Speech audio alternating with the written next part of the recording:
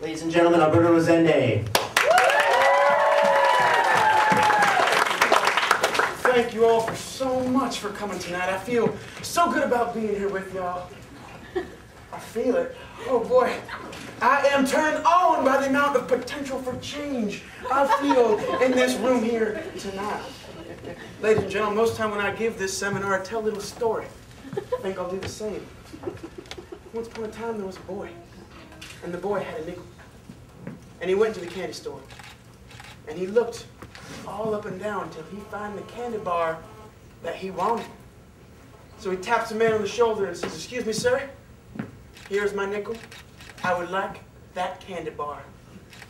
Well, the man looks down at the boy's nickel and says, "Sorry, son, I can't sell it. That's a 10-cent candy bar. You have one nickel." The boy was hurt. Poor boy looks down at his nickel. He looks up at the candy bar, and he gets an idea. "Sir, how about you break the candy bar in half? I give you my nickel. We're both happy." The man looks down at the boy again and says, "Son, I'm not going to tell you again. That is a 10-cent candy bar. Get your ass out of my store and get another nickel, then I'll sell it to you." At that point, the man turned his back on the boy. And the boy was hurt. He worked so hard for that nickel, and he wanted that candy bar. So he looks at it again. Then he reaches out and he touched it. Smiled. So he reaches out and he grabs it. And it felt so good in his hands, and it smelled phenomenal. So you know what he did? He ran! He ran! He ran! He noticed something as he was running. He had the whole candy bar, and he still had his nickel. Ladies and gentlemen, that boy felt proud. He felt happy. He felt this feeling of ecstasy. Ladies and gentlemen, I feel that good every day. Every day! Want to know my secret? About a few years back, I was at a very bad place in my life. Very upset, very depressed. So I had to do some soul searching. I had to walk around my soul, make turns, go underneath bends, over bridges, in my soul, of course. Until I got to this point where I heard this little voice. "Hey!" So I look around my soul. "Hey, Phil!"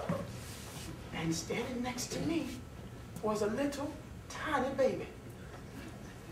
So I looked down, ladies and gentlemen, and I found my inner baby within. Now I know you're saying, "Phil, that's weird," but no, it's not. No, it's not, ladies and gentlemen. Each one of you here tonight has an inner baby within. And your inner baby needs to be nurtured. It needs to be cared for. It needs to be cuddled. And you need to listen to your inner baby. What's mine saying? "Barney!" My baby wants to watch TV. Now, each and every one of you has one. I want you to close your eyes. Close your eyes. Close your eyes. Find that inner baby. And I want you to listen to it. I want you to really try to find out what it's saying to you. Now I want to open your eyes and I want you to pick it up. Put it on your lap. Please, ladies and gentlemen, put your inner babies on your lap. That's right, that's right. And look at it. And listen to it. Now tomorrow night when you guys come back to my second seminar, I want you to know everything about your inner baby. Because your inner baby is the one that decides things for you. How many times you had that Haagen-Dazs ice cream and you had one bowl, but you wanted the whole pint? You know what I say? Your inner baby needs that pint, so you finish that thing. How many times you've been driving around the mall for hours trying to find the parking spot, but you know what? Your inner baby is handicapped and he wants the one right in front. So I want you to come back here tomorrow and we'll learn more about our inner babies individually. Thank you very much.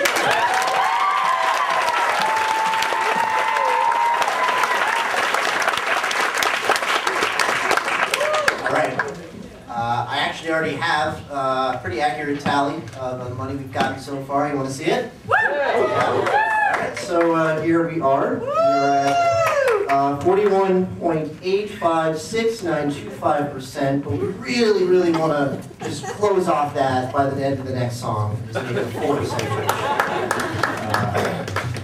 So our next piece is from the musical You're a Good Man, Charlie Brown. It's the book report.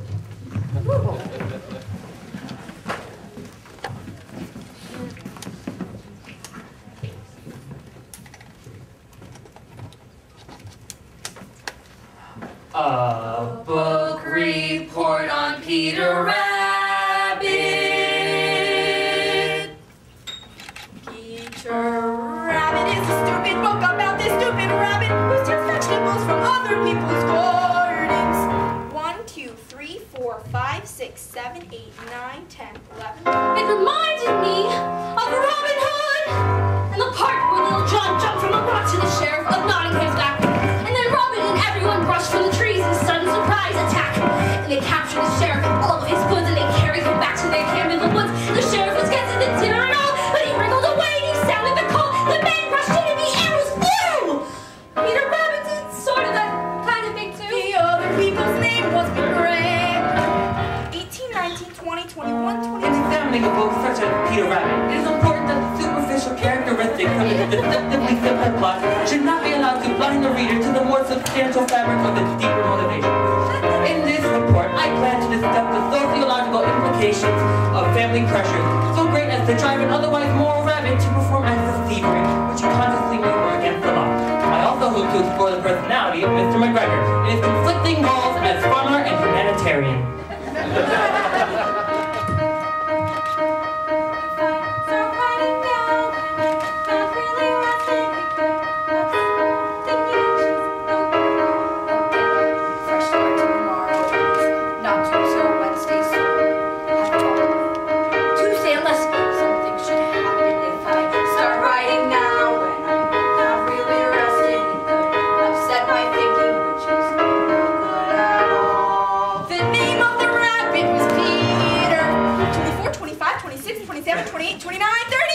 Just then an arrow flew in bang! It was a sign for the battle to begin! Zing! And as it looked like the sheriff went up, but not for long. Away they ran. Just like rabbits who run a lot, as you can tell from the story of Peter Rabbit.